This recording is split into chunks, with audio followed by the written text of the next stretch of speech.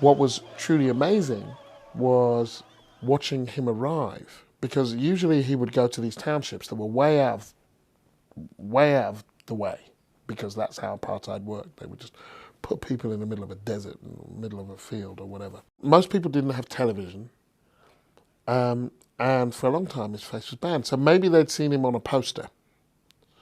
Maybe they'd clustered around and seen, on the day of his release or something. But this was this enormous figure that most of these people, or many of these people, had not seen. You would see the dust from his car sort of get closer and closer. And at some stage, his bodyguards would take him out and put him on hoist him up onto the back of the van. But from the moment that you saw the dust and the people knew it was him, this huge excitement would just electricity would kind of emerge through the crowd.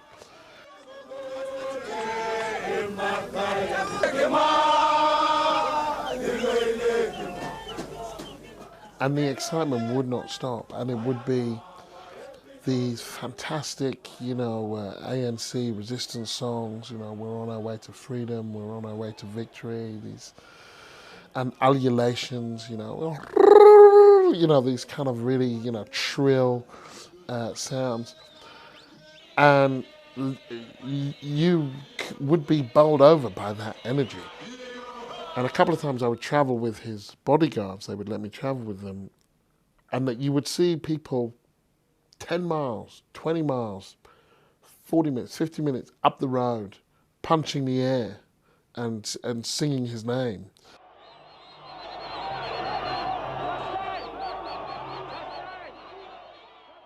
My task was to follow Mandela around. Obviously that seemed to most people like a dream job, and in many ways it was a dream job. What was quite interesting actually was that he was quite boring.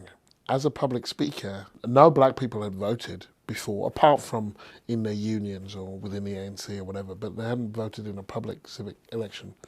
And his job was, on the campaign trail, was first of all to galvanise people, but secondly to educate them. So there would be this long shtick where he would say at every meeting, when you open the paper, you will see the three letters, ANC, say it after me. And then the crowd would go, ANC. And you will see the spear and the assegai, which is the symbol of the ANC. And then he'd show them the spear and the assegai. And there you will see the face of an old man who has been made very grey by all the worries that you have given him, and that was him. And there you must put your cross, very... And I remember a guy turning to me and saying, it's not Martin Luther King. Africa! My boy, yeah!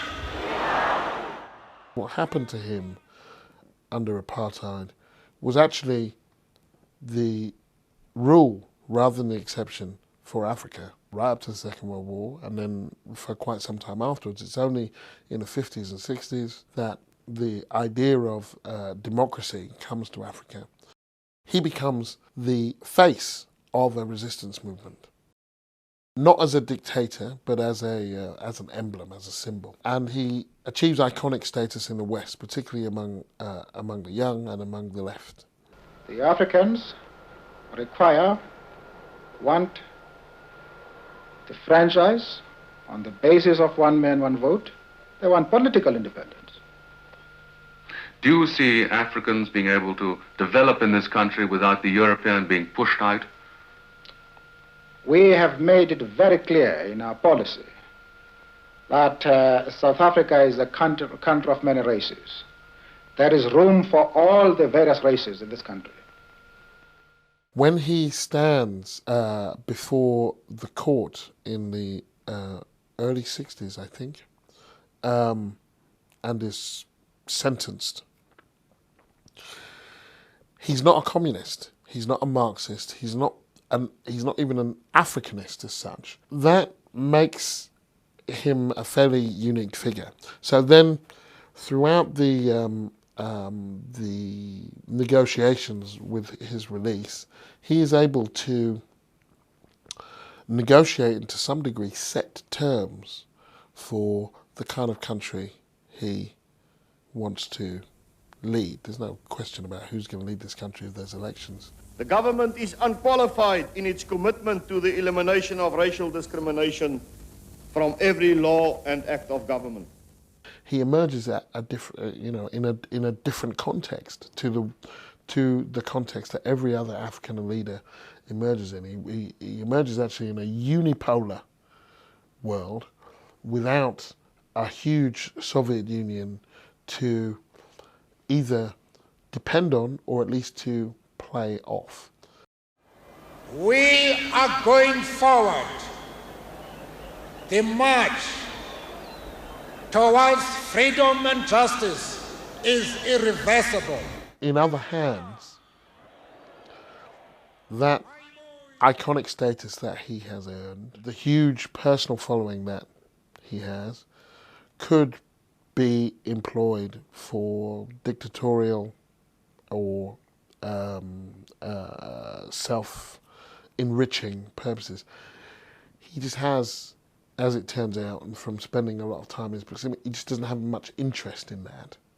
I would like to put each and every one of you in my pocket and to return with you to South Africa. There was this fear that kind of, well, it's only working because Mandela's here, and Mandela is this kind of, super person.